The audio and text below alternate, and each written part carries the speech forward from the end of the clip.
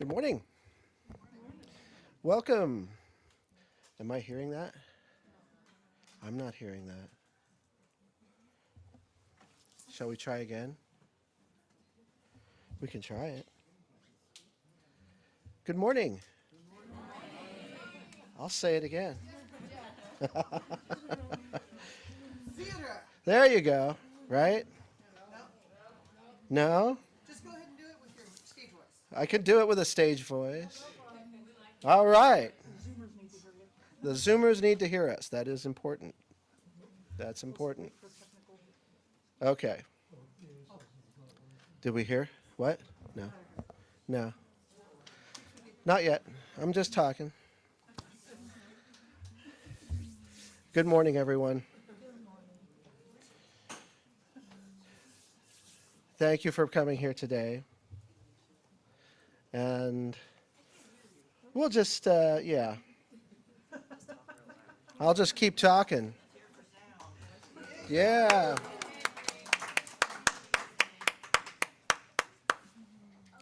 And I'll check on that. No. What? Really? Maybe the mic's dead or something. Is there something with the mic? Something there? Did I break it? Did I break it? They can hear me on Zoom? They can. But we're having trouble here? Yeah. Really? Well, then just project, friend. Good morning, everyone. Welcome to Orange Coast Unitarian Universalist Church. My name is Joel Ibanez, and I am your worship associate today. I'm joined by Reverend Sian Wiltshire, our minister, Jacob Swetland, our director of music ministries, and our music being led by Julian Berger. We all welcome you this morning. We also would like to recognize the many volunteers that have helped to put this service together today. We respectfully recognize that our church property rests on Ahachimen and Tongva land. As Unitarian Universalists, we have many different beliefs, but we are a one-loving community. We are bound together not by a common set of rules or beliefs, but rather a covenant. A covenant. A covenant is a promise that whatever our beliefs, we accept one another and encourage each other in spiritual growth. We affirm that all life has inherent value and that all existence is interconnected. We strive for justice and compassion in our deeds and relationships, and we are committed to creating a welcoming community without regard to the traits that sometimes divide people. To our roomers, we invite you to silence your cell phones, and for our Zoomers, we invite you to say hello in the chat. I want to extend a special welcome to visitors. If you're seeking a spiritual home, we hope that you will find it here. We begin our worship with the lighting of our chalice. And this morning, I'd like to invite Julian Berger to light the chalice. Julian is a student at Chapman University as a music major and will be graduating this year as a music major from Chapman. And outside of composing, playing, and recording music, he does enjoy playing chess, eating, and is just simply an overall nice guy.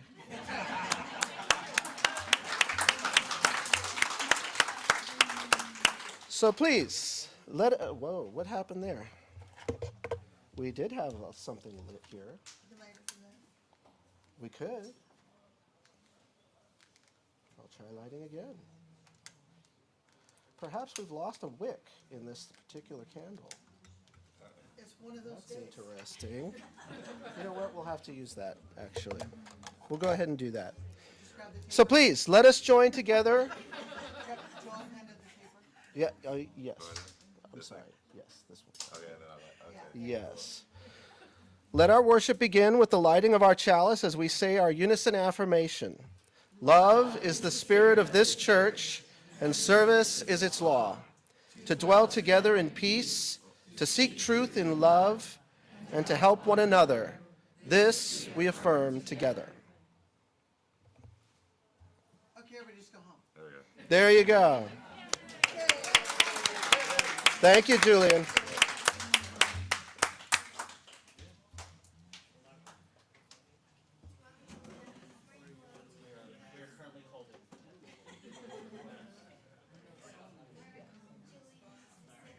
Okay. Yes. So we're holding for some technical difficulties here right now. See if we can get the music up and running. It looks like our speakers have somehow died here in the congregation. But we could probably go ahead and sing. Yeah, let's go ahead and sing our opening song. Please rise and bow to your spirit and let's sing our opening song.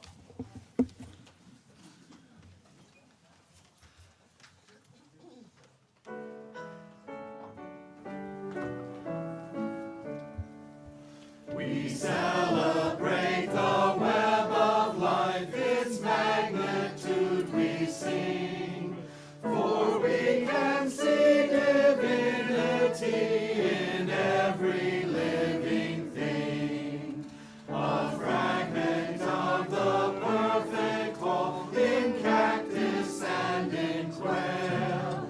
As much in tiny barnacle as in the great blue whale. Of ancient dreams we are the sum, our bones in stone to star. And bind our future worlds to come with worlds that were and are. Respect the water, land, and air which gave all creatures birth. Protect the lives of all that share the glory of the earth. All right. And we can hear. Yeehaw. Thank you. This is Avery, our wonderful AV person, who's fixing what's going on. All right, let's begin with these opening words. We are one, a diverse group of proudly kindred spirits here not by coincidence, but because we choose to journey together. We're active and proactive. We care deeply and live our love as best we can. We are one.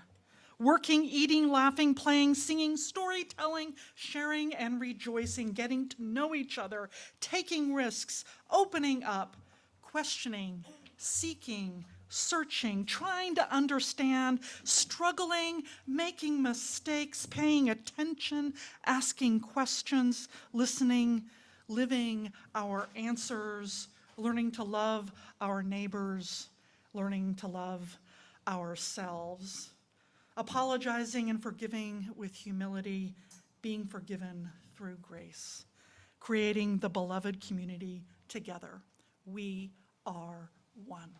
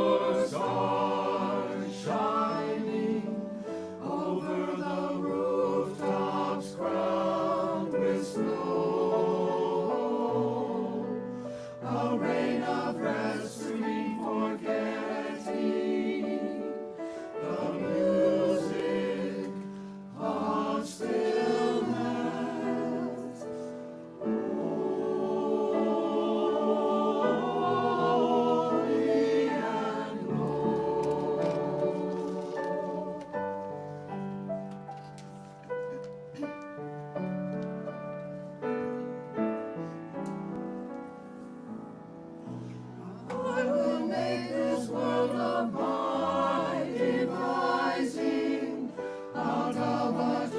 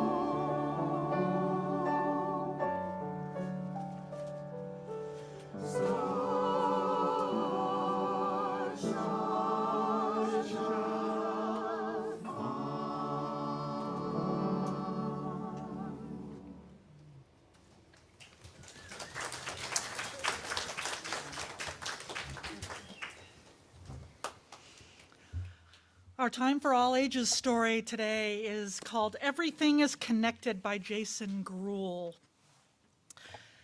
Everything is connected, and since you are part of everything, you are connected to everything. You're connected to a human body, to hand and eyeballs and teeth and toes, elbows and a butt, and even a nose, to a heart and some lungs and a strange-looking stomach, and a brain that's so smart there's no peak it can't summit.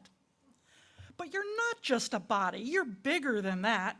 You're connected to people, to everybody, to moms and to dads, to sisters and brothers, uncles and cousins, grandfathers, grandmothers. You're connected to friends and to teachers at school, and even to people you don't think are cool. You're connected to people in Denver and Maine, in Paris and Baghdad, to strangers in Spain. You're connected to every human on earth. Wow! And they're connected to you. You're also connected to hedgehogs, and cats and dogs and squirrels and rabbits and birds and rabbits and cows and deer by the herds, monkeys, tarantulas, dolphins, and snakes. Friend, you're connected to every big, small, hairy, slimy, snuggly, scaly, floppy, flappy, bristly, buzzy, beautiful creature on earth, even blobfish. Blobfish, you say? Surely not that. They don't look like me, talk like me, or act like me, and they probably stink. But you see, we're connected. We all play a part. In life, we're the same. We're all blobfish at heart. Now, this next part, though bonkers is true, I'm afraid you're connected to everything humans have made. To toys and to playgrounds, books and to chairs, gardens and medicine, language and prayers, buildings and bicycles, buses, balloons, hammers and paintbrushes, tractors and spoons. But also to chicken pox, bullies and lies, to greed and pollution and trash piled high. You're not just connected to things that you like, things that are comfortable, easy, or nice. As a human, you're part of the everythingness, and sometimes it's scary and a big, ugly mess. But the good news, my dear, is that you are quite powerful, a force that's in everything, timeless and wowerful.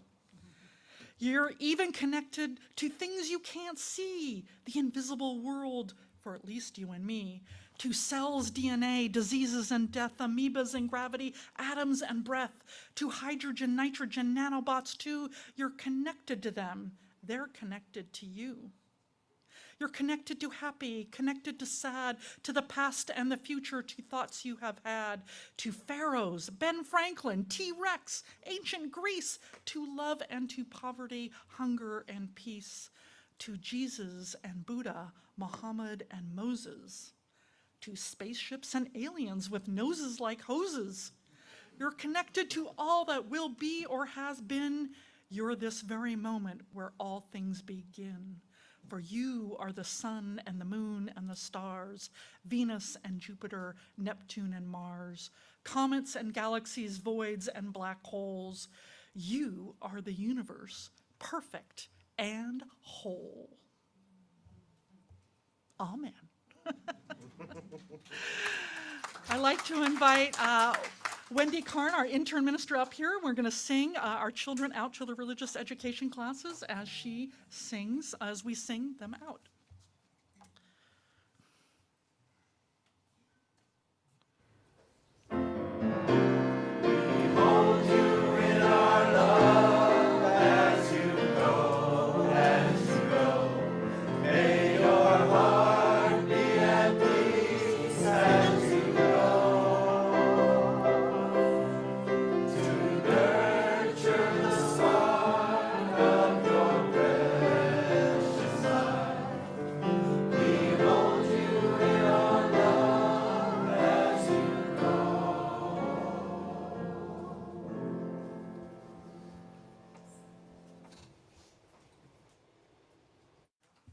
So I don't know if you noticed that our story this morning, it says that we're all connected, but it doesn't actually tell us how we're connected, right?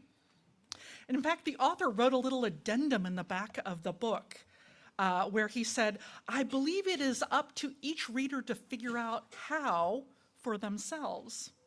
While we may not always want to be connected to everything, there's a deep reassurance in realizing that we are. There's a bit of you in everything. And because of that, you are never, never alone. So get on out there and see for yourself. Be brave. There's a blobfish somewhere that will thank you. So this morning, we're gonna be brave. I'm gonna invite you to figure this out for yourselves. How are we connected? And we're gonna imagine this through many different ways that we're connected through poetry and story and meditation. And I'm using these messages because they take us to a different place in our brain, right? Better than our analytical side for this type of work. Because I believe it's only through actually changing the way we look at the world, the way we see it, the way we interact with it, that we're going to solve the problems of war and greed and environmental devastation. Because why would you hurt a part of yourself or anyone or anything that is connected to you? So this morning, I'm inviting you to think about all the ways that we are connected from the perspective of the universe down to the atoms that make up our bodies. And see if these different perspectives shift the way that you see one another and this world that we all live on. So I'm going to begin with one of my favorite readings. It's by Carl Sagan. So projected here on the screen is a picture called The Pale Blue Dot. Take a moment and look at it. It doesn't seem like much, but it contains almost everything. Because you see, in 1990, after much lobbying with NASA, Carl Sagan asked the ground control team of Voyager to take a picture of Earth before it sailed away out of our solar system. The crew issued a command that directed the distant spacecraft to turn around and, looking back, take a photo. And this is that photo. At this time, the Earth was more than 4 billion miles away. If you look very closely, you can see a pale blue dot in the middle of the brown swath of color on the right side of the screen. The brown swath is a sunbeam. I don't know if you can see it or not, and we'll point it out to you in a minute. Carl was so taken with this image that he invites us to see this Earth, see the Earth from this new perspective as a distant, tiny, pale blue dot. So while gazing on this image, I want to invite you to consider his words in the spirit of meditation. He wrote this: "We succeeded in taking that picture from deep space, and if you look at it, you see a dot. That's here, that's home, that's us."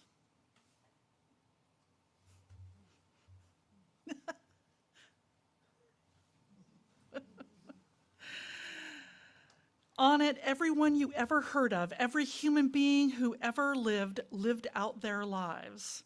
The aggregate of all our joys and sufferings, thousands of confident religions, ideologies, and economic doctrines, every hunter and forager, every hero and coward, every creator and destroyer of civilizations, every king and peasant, every young couple in love, every hopeful child, every parent and grandparent, every inventor and explorer, every teacher of morals, every corrupt politician, every superstar, every supreme leader, every saint and sinner in the history of our species lived there on that mote of dust, suspended in a sunbeam. The Earth is a very small stage in a vast cosmic arena. Think of the rivers of blood spilled by all those generals and emperors so that in glory and in triumph they could become the momentary master of a fraction of a dot. Excuse me. Think of the endless cruelties visited by the inhabitants of one corner of the dot on scarcely indistinguishable inhabitants of some other corner of the dot. How frequent their misunderstandings, how eager they are to kill one another, how fervent their hatreds. Our posturings, our imagined self-importance, the delusion that we have some privileged position in the universe are challenged by this point of pale light. Our planet is a lonely speck in the great enveloping cosmic dark. In our obscurity, in all this vastness, there is no hint that will come from somewhere else to save us from ourselves. It is up to us. It's been said that astronomy is humbling, and I might add, a character-building experience. To my mind, there is perhaps no better demonstration of the folly of human conceits than this distant image of our tiny world. To me, it underscores our responsibility to deal more kindly and compassionately with one another, and to preserve and cherish that pale blue dot, the only home we've ever known. So I want to invite you this morning into a spirit of meditation. If you'd like to take a few deep breaths, put your feet on the floor, soften or close your eyes. Or you can gaze upon this image and ask yourself, how does this reading teach us about how we are connected? When you look at this image, do you feel more or less connected?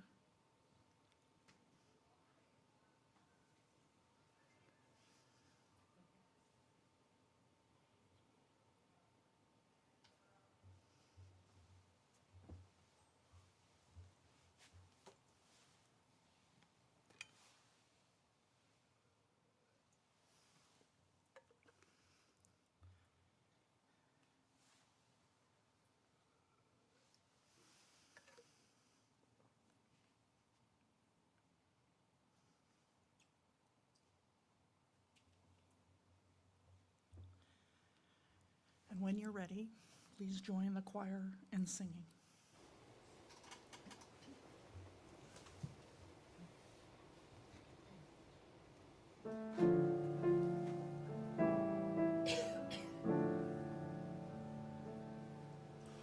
Return again, return again, return to the home of your soul. Return again, return again, return to the home of your soul. Return to who you are, return to what you are, return to where you are, born and reborn again. Return to who you are, return to what you are, return to where you are, born and reborn again.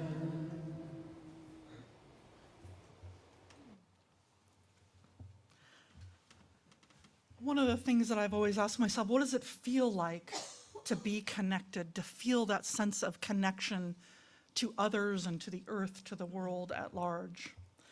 Well, here's one person's take on it. I actually got two different ideas for you, but here's the first one by Rosemary Wahota Traumer. If it's true we are alone, we're alone together, the way blades of grass are alone, but exist as a field. Sometimes I feel it, the green fuse that ignites us, the wild thrum that unites us, an inner hum that reminds us of our shared humanity. Just as 35 trillion red blood cells join in one body to become one blood, just as 136,000 notes make up one symphony, alone as we are, our small voices weave into the one big conversation. Our actions are essential to the one infinite story of what it is to be alive.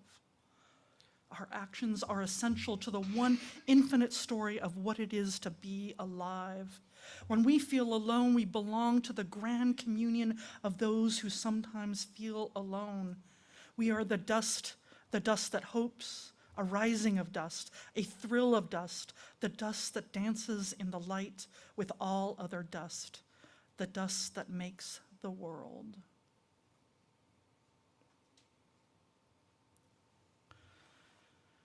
So can you feel it?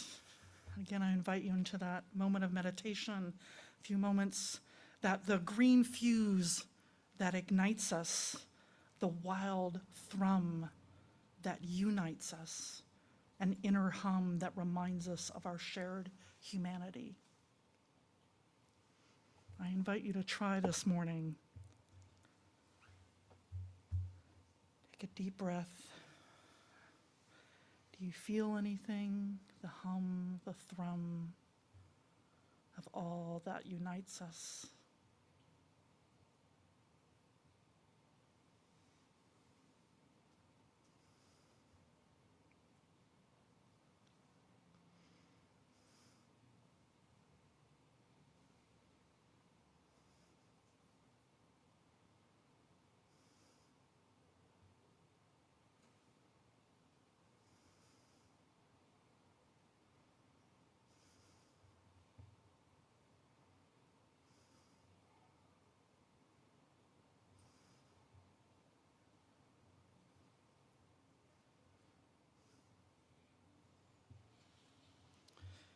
And each of us experiences this connection differently if we experience it. The famous Trappist monk Thomas Merton describes this feeling of connection, but not so much as a wild thrum, but as this sense of connection and love with all who are around him. On March 18th in 1958, he was running errands in downtown Louisville, Kentucky, when he had an experience that changed his life, and he described it this way. He said, "In Louisville, at the corner of 4th and Walnut, in the center of the shopping district, I was suddenly overwhelmed with the realization that I loved all those people, that they were mine and I theirs, that we could not be alien to one another, even though we were total strangers. It was like waking from a dream of separateness, of spurious self-isolation in a special world, the world of renunciation and supposed holiness. The sense of liberation from an illusionary difference was such a relief and a joy to me that I almost laughed out loud. Now I realize what we all are.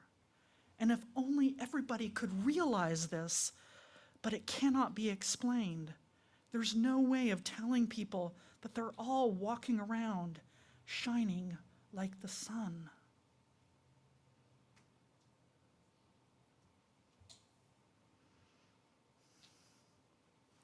Did you know that you were shining like the sun?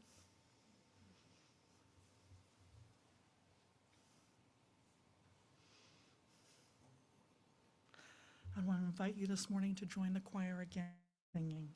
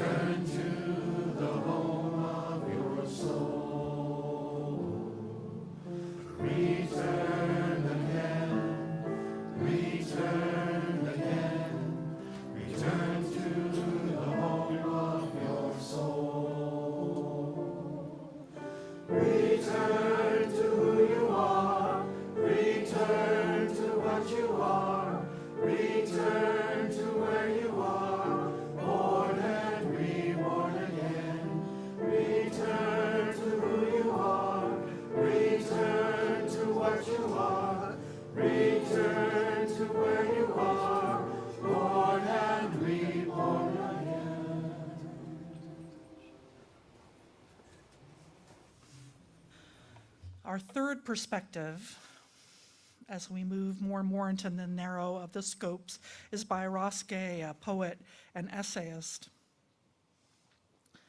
It's from his book called Inciting Joy. He wrote this: "At some point I realized that one seed, let's say it's one tiny collard seed, the size of a freckle, smaller than a mole, could, after it went to flower and set seed, produce maybe 1,000 more seeds, which could make 1,000 more collard plants, which would overfill the plates of the biggest collard green and cornbread party you might ever think to have. I mean, they would overfill the plates in the Tupperware. And if those 1,000 collard seed plants went to seed, each of them making 1,000 seeds, how big is that table? And that table is built by, lest we forget, whoever decided a given plant was worth keeping based on taste, hardiness, tradition, beauty, love, and so saved the seed and brought them to us, which the best catalogs do a good job of explaining. Just the other day, my mother told me her mother always grew a hardy pinto-type bean they called a Dutch bean that her grandmother had always grown. Though my mother made a face that I'm pretty sure meant she didn't love it, my granny obviously did, and it fed my mother all the same. I suspect my great-grandmother Biggie, when she fled Port Gibson, Mississippi for Youngstown, Ohio in 1913, brought with her some seeds with which to create the garden she fed everyone from. We're all made of these stories, even if we do not know them. People saved these seeds because they loved these seeds, and they thought we might love them too, despite, and it's crucial to remember this, despite those people sometimes having just barely survived a drought or a famine or being rounded up on a forced march or put into the hold of a ship to hell. Whoever saved the seed loved us before they knew us. Whoever saved the seed loved us before they knew us. And some of them loved us as the world was ending. Our gardens archive that love. All of which is why I bristle at the idea of gardening as an act of self-sufficiency and independence. I get the premise. For instance, gardening makes us less reliant on an industrial food system that is brutal in 1,000 ways. Growing what you can't buy is awesome. Sticking it to Walmart is great. Knowing where your food comes from is how it's grown is lovely, etc. But a garden, a healthy garden anyway, shows us no matter how hard you try, no matter even your fleet of spaceships, you will never be self-sufficient or independent, because nothing living is. To be among the living, to be life, means to be independence, always and forever, whether you like it or not. It means whether you like it or not, you are the beneficiary of a largesse so large and so deep, you will never in one lifetime get to the bottom of it.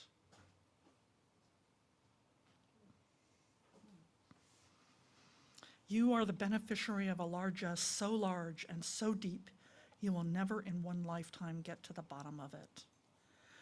I want to invite you again into that time of meditation to think about his words and what largesse are you the beneficiary of. Take some deep breaths, soften your eyes. What largesse are you the beneficiary of?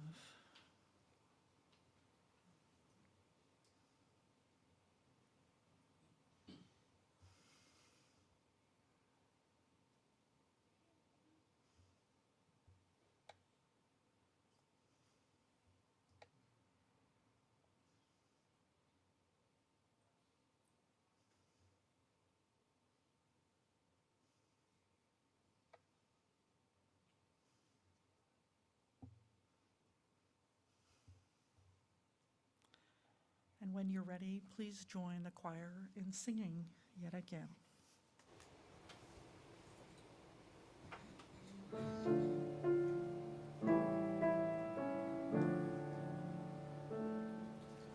Return again, return again, return to the home of your soul. Return again, return again, return to the home of your soul.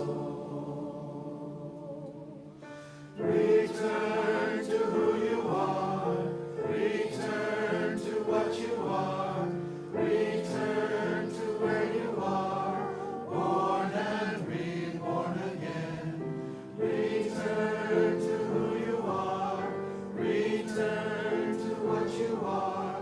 Return to where you are, born and reborn again.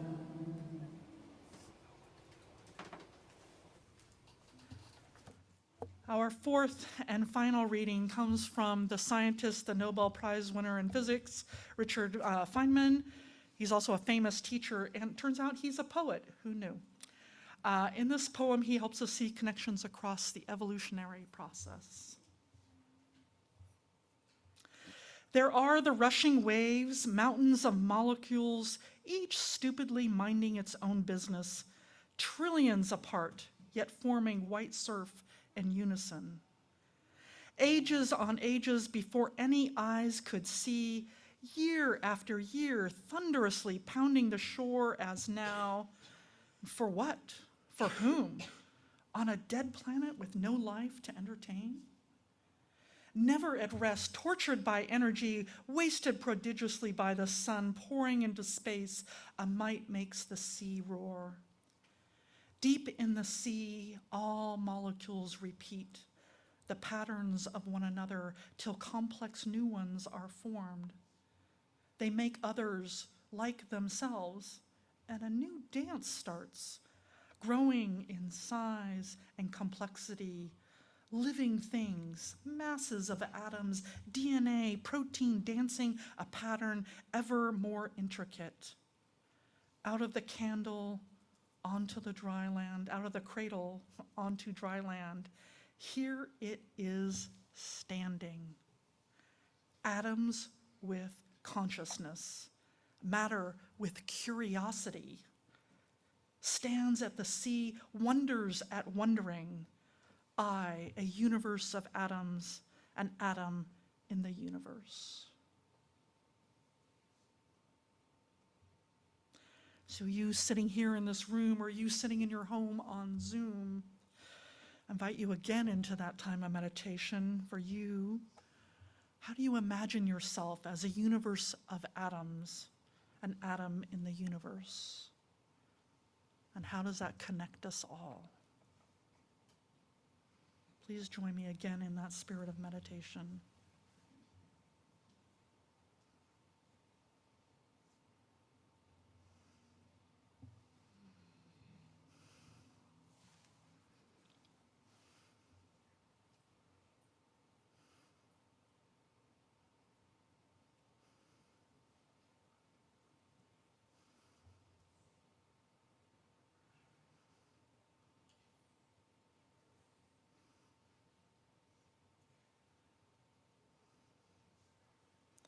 When you're ready, let's again sing.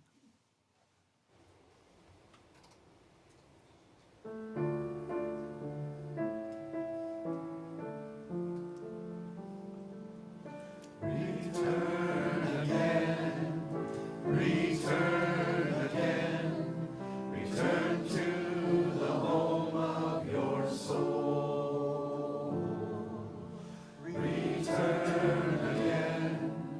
Return again, return to the home of your soul. Return to who you are, return to what you are, return to where you are, born and reborn again. Return to who you are, return to what you are, return to where you are, born and reborn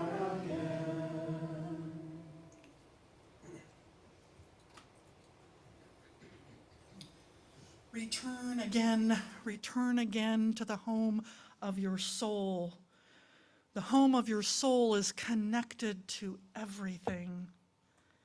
And if we're going to save this planet, if we're going to save the human race, we have to change how we think about that connection, how we see the world. We must see how we are connected, and connected in so many different ways.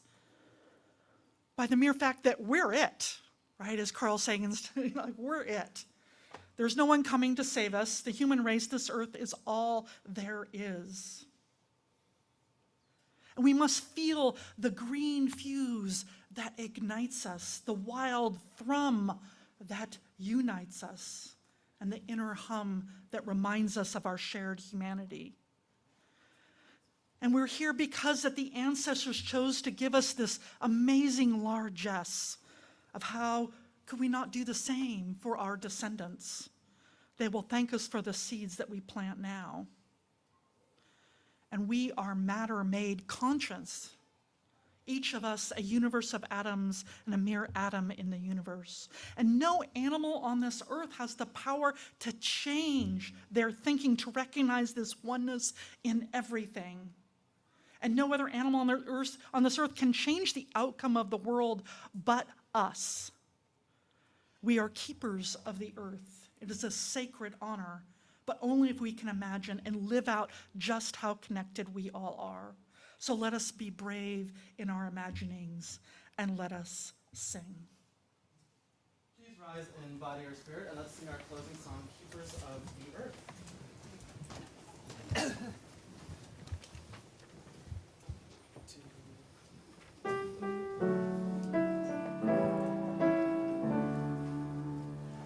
We are blessed by every sunbeam.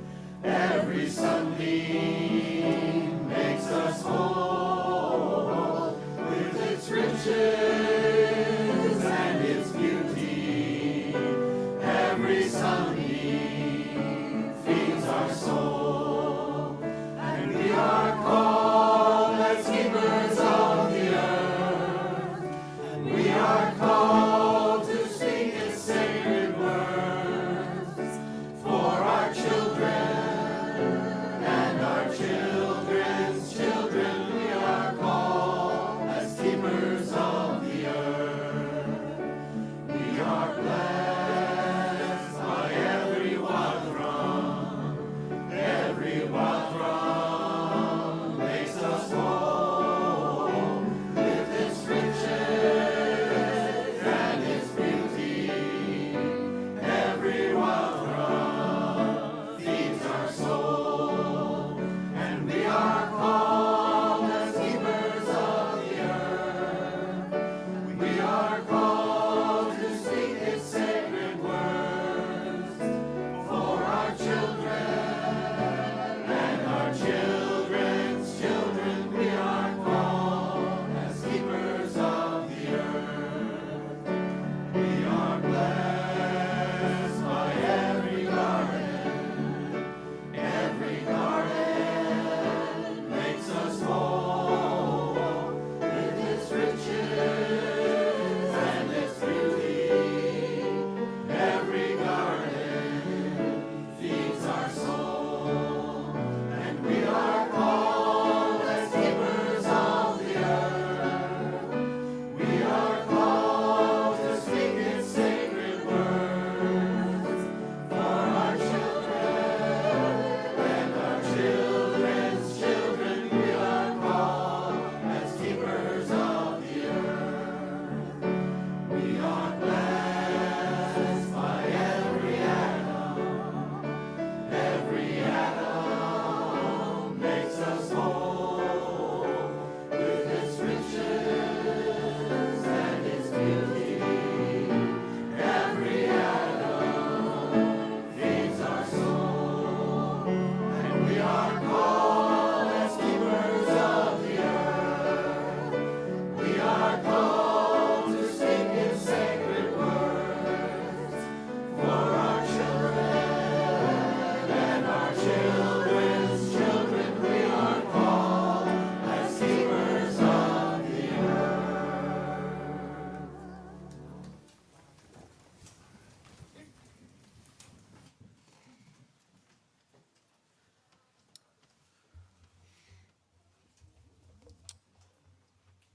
Unitarian Universalist congregations are fully self-supporting, meaning that members and friends raise all funds for the operating budget, ministries, and programs of the church. We are ever grateful for your gifts of time, treasure, and talent. OCUUC amplifies that spirit of generosity by sharing half of the plate we receive with an organization that shares our values.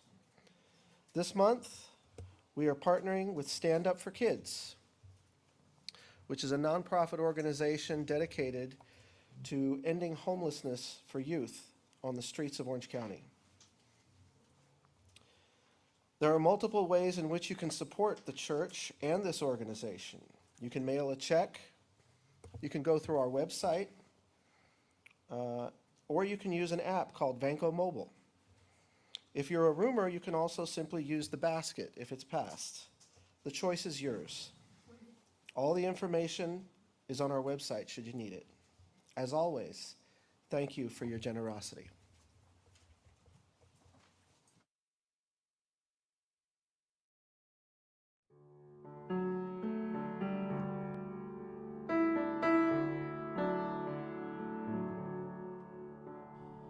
Far beyond the grasp of hands, or light to meet the eye, past the reaches of the mind. There find the key to nature's harmony in an architecture so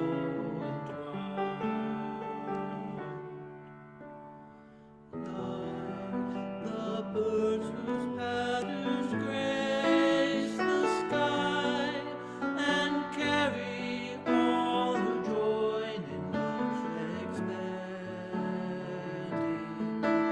The message of peace will rise in flight, taking the weight of the world upon its wings. In the oneness of everything.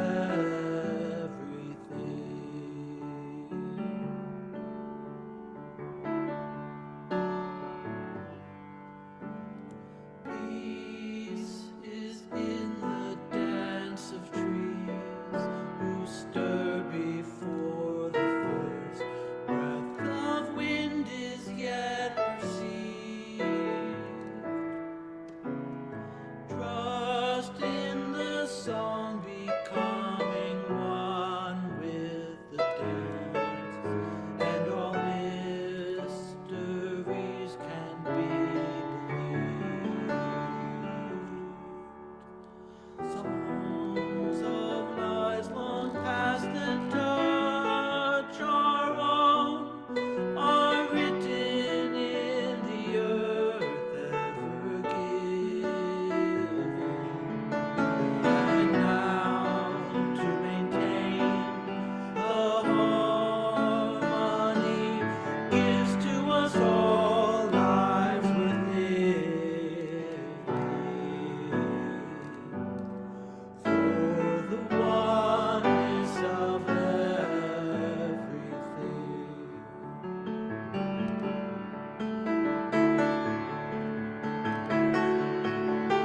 Still, we seek to find a truth that we might understand and reduce to terms defined. Vast and immeasurable time, space, also overwhelmingly designed. Oh, passing years, just might I know the faith that winters in the heart to be reborn in spring, to hear and to feel the pulse of life enters my soul as a song to sing of the oneness of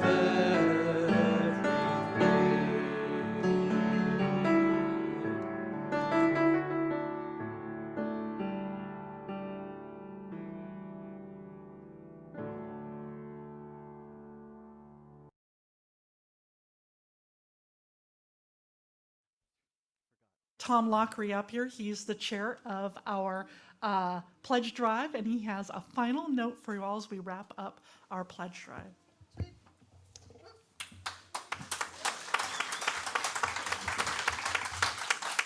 Well, we are almost there.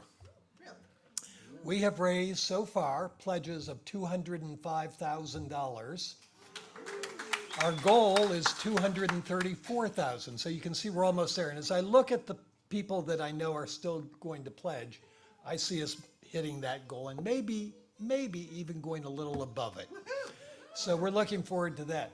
You can help. If you haven't made your pledge yet, it's easy enough to do. Simply go to the website, look for support, and make your pledge, or just send it to me at bursar@ocuuc.org, and we'll make sure your pledge is recorded.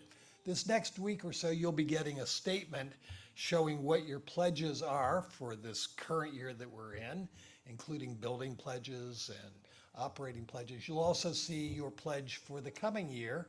Some of you have already started paying on that, and so we appreciate that as well. But if you've paid it all in advance, I'm going to ask you the question, did you pay enough? Just my thoughts. Seriously though, thank you one and all. And I want to thank all the individuals who came up during our pledge drive here who spoke to you. We invited some folks who are relatively new to the congregation this year, and we invited some old timers. I see a couple old timers back there. I see a new one over here. But we had some folks who came up and shared why they pledge and why the church is important to them. I'd like you to reflect on that. If you haven't made your pledge yet, it's not too late. We look forward to getting it. Thank you.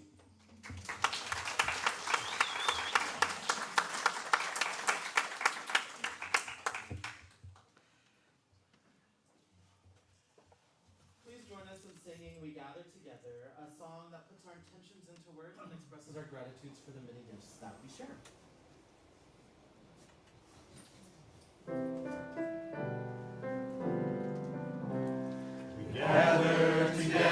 We gather as one, for peace, love, and justice for everyone. We give from our hearts to show that we care. We can change lives with what we share. Well, now is that time when we honor the important events and people in our lives, and you're invited, one and all, whether you're a member, a friend, or a visitor, whether you're a roomer or a Zoomer, to participate in our weekly ritual we call Joys and Sorrows. So to begin, I'd like to invite Judith Stamper up here. She's one of our pastoral care team members, and she'll help assist in lighting some candles. So the idea is if you come here today holding something close to your heart, moments from the last days, weeks, or hours, something that has struck you at your core, if you'd like to honor such a profound joy or sorrow, you're invited to do so. If you're a roomer, you're invited to come forward to light your candle. And if you'd like to share your joy or sorrow, you can write it on a slip of paper provided. And the ushers, just raise your hand and ushers will bring it over to you. And then just hand it to me. And if you're a Zoomer, you're invited to write your joy or sorrow in the chat, and then Judith will light a candle for you. So once the roomers are done lighting their candles, I'll read all the joys and sorrows out loud. And as music is played, I invite you to silently offer healing or celebration as you feel and according to your own beliefs.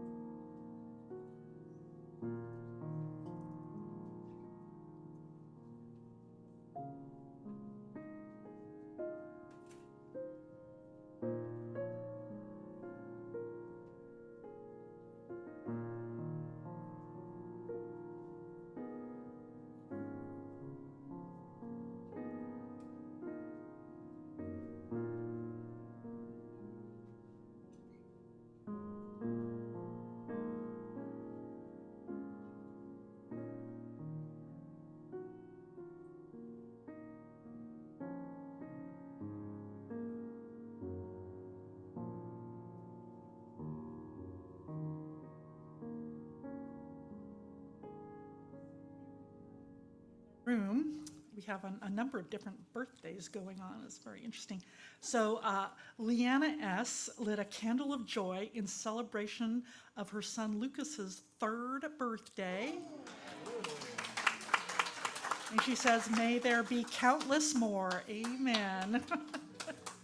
Happy birthday, Lucas. And then Judith S., standing right here, she lit a candle of joy for her son Corey, who celebrated his 35th birthday. He has grown into a wonderful man, and we hope that there are countless more birthdays too. And then actually, if you could light a candle for our very own Avery back there in the corner, because he would like a candle of celebration for his service dog's birthday, Bella. Says Bella turned 9 yesterday and enjoyed plenty of love and snacks. Avery continues, I am grateful for her work and snoring during services. So just remember that Bella is really, really cute, but is working. Just want to point that out. All right. And then let's see here. Abby M., she wrote that her 11-year-old grandson pitched a perfect game yesterday. Ooh. Going to the all-star leagues. All right. And Pat L. Lit a candle of both joy and sorrow. She says these wonderful, beautiful flowers here today are in memory of her cousin Palika, who would have celebrated his 62nd birthday this past week. She says, my joy is for the wonderful life he lived, my sorrow that he departed too soon. Rest in peace, dear cousin.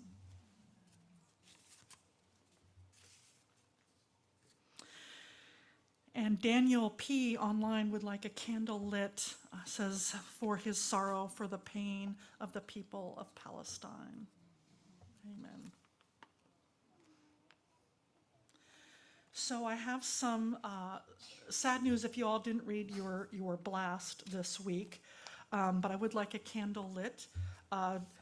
Due to ongoing sort of family issues that has to have priority, Karen Magoon-Pearson has submitted her resignation as our Director of Religious Education. She's been just an amazing professional for our RE program. We're going to miss her dearly in that role.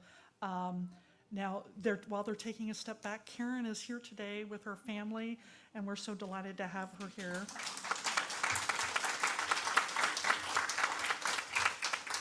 And to please, yes, thank her for her incredible service and dedication to our children in this church.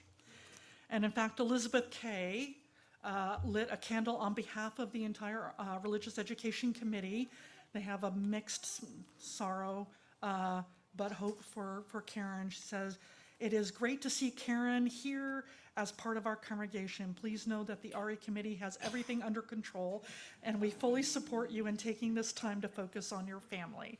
Amen.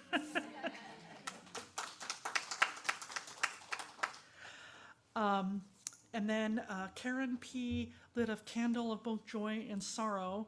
He says because his neighbor, Kamiko, who's also here today, visited an internment camp yesterday. Craig. Did I say Karen? I'm sorry. Craig P. Thank you all. For Kamiko, his neighbor, visiting an internment camp yesterday for the 55th anniversary of her family being interned there. Yeah. And I do also would like to light a candle of gratitude. We have some special guests here with us today. So these, as you know, we're building our sanctuary, and we have part of what is making that possible is a grant from the Spirit Level Foundation, and 3 of those wonderful people are here today. Lawrence, Colleen, and Susan are here to look at all the wonderful things that we're doing here at the church, and we are just ever grateful for that grant that makes this possible. So thank you.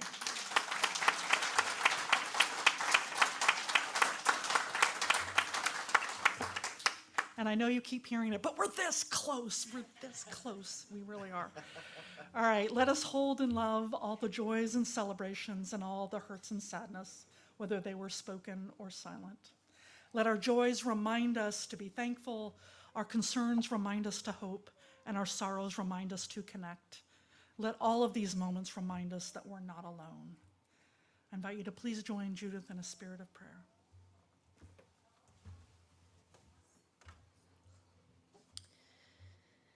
So this is an adaptation of a prayer written by Reverend Matt Alspaugh called Breathe With Me. Breathe with me.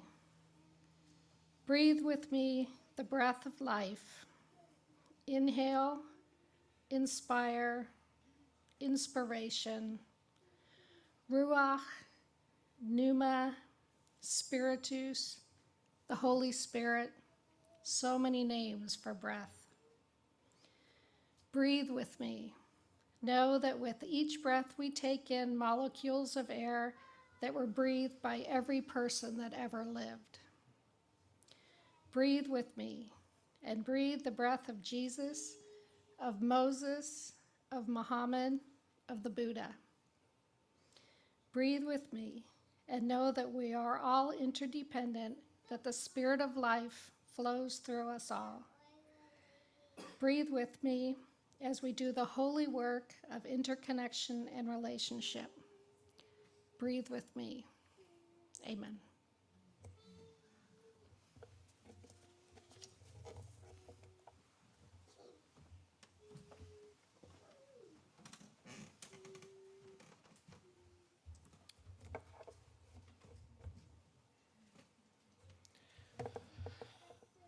Let us join together as we extinguish the flame of our chalice and say together, we extinguish our chalice, but not the light of truth, the warmth of community, or the fire of commitment. These we carry in our hearts until we are together again. Thank you for joining us this morning. We are a congregation made up of people who all believe differently, and yet, when we gather together, whether we are in the room or on Zoom, we make up one loving community.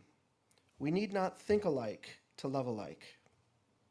If you are a guest, a visitor, or someone who hasn't yet been known to us, I invite you to become a part of this community.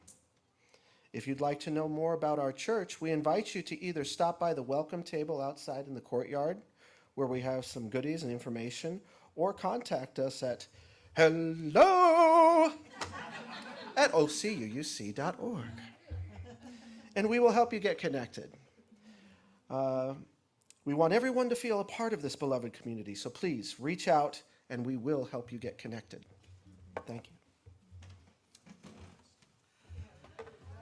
And speaking of different ways to get connected, there's lots of stuff going on this coming week and even today. A couple things. One, I'm going to be out of the office next week. I'm going to go visit my sister in San Francisco. But next Sunday is Jacob's first Music Sunday. Yeah. So come on out here and support with him. And I was also informed that it's also Marathon Sunday, which means plan for a little extra time on trying to find your way here, because sometimes they block off some of those streets. And choir, get here early, you know. Okay, the other two is, as many of you know, General Assembly this year in June. This is the big gathering of Unitarian Universalists from across the nation gather together, and we're going to be having a big vote this year. And if you would like to be a delegate, please let Nancy know by May 18th. Nancy, raise your hand back there. She's the president of our wonderful congregation.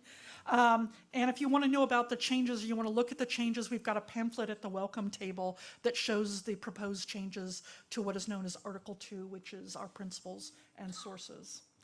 So the other thing I want to point out that the Anti-Racism Book Group is starting a new book on May 13th. If you would like to join, they have 3 slots available. If you'd like to join, they're going to be reading a book called Cast by Isabel Wilkerson. I have read this book. It's amazing. It's kind of like mind-boggling. A little sneak preview. Did you know that the Nazis looked at Jim Crow laws for how they could oppress people? Yeah. So Isabel Wilkerson, if you didn't know, I believe she's a Nobel Prize winning journalist. She's amazing. So I want to mention all of those things and all these wonderful ways you can get connected. And then speaking of connection, also that there is, parents are going to be meeting after church, immediately after the service over in Suite 7, which is right across the courtyard. So if you're a parent, head on over there, parent of youth, yes. Not all parents, but all the youth. And then, of course, we've got the auction is coming up. Now, this is an online auction that we're doing. We're not actually going to be meeting here and partying it up like we usually do in the fall. We're going to have an online auction, and we need auction items, so please get those in. The link should be in the blast and on our website as well, so go ahead and get those in. And then last but not least, I want to invite Judith up here because we have some shining stars to hand out. If you didn't know, shining stars is how we recognize, people doing unique and wonderful things in this congregation. Thanks. Oh, sure. Yes, it is. So I feel like I've been up here a lot today, but this is fun. We have kind of restarted this program of recognizing people who in the congregation who step up and do things, not because it's in their job description, because they're on a committee or the board or something, but just because they want to help. So these people are nominated by members of the congregation, and if you know of somebody that you'd like to have recognized, there's a box. It has like polka dot paper on it over on the table where we sign cards, the caring committee table. And we have little slips there. You can fill them out and nominate somebody to be a shining star. So today we have 2 people, one on Zoom, I hope. This is for Sarah Hunter. And this is in recognition of the fact that she moved away to Atlanta, but she still helps out the congregation by creating slides for Sunday morning, the kind of slides that we see up here, and also being a virtual usher. So she stays connected with us and us with her, and Sarah, you're a shining star.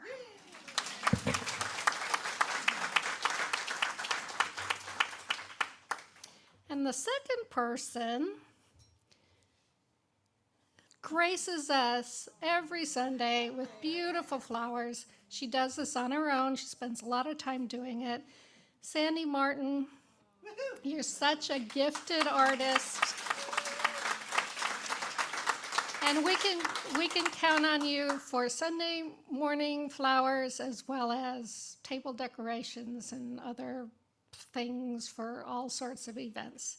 So we really appreciate you, and you are a shining star.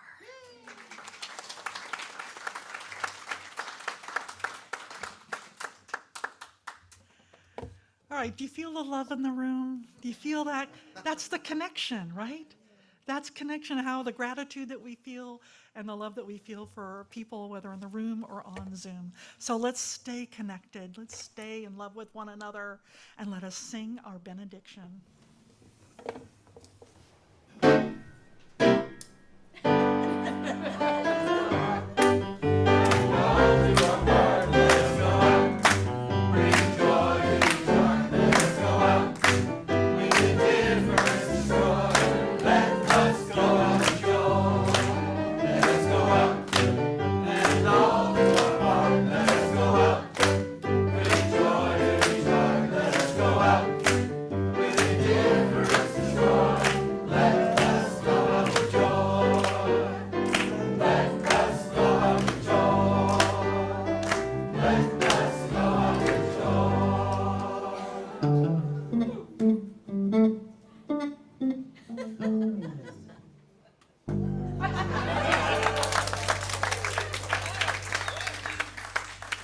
This service is over. Let our service continue.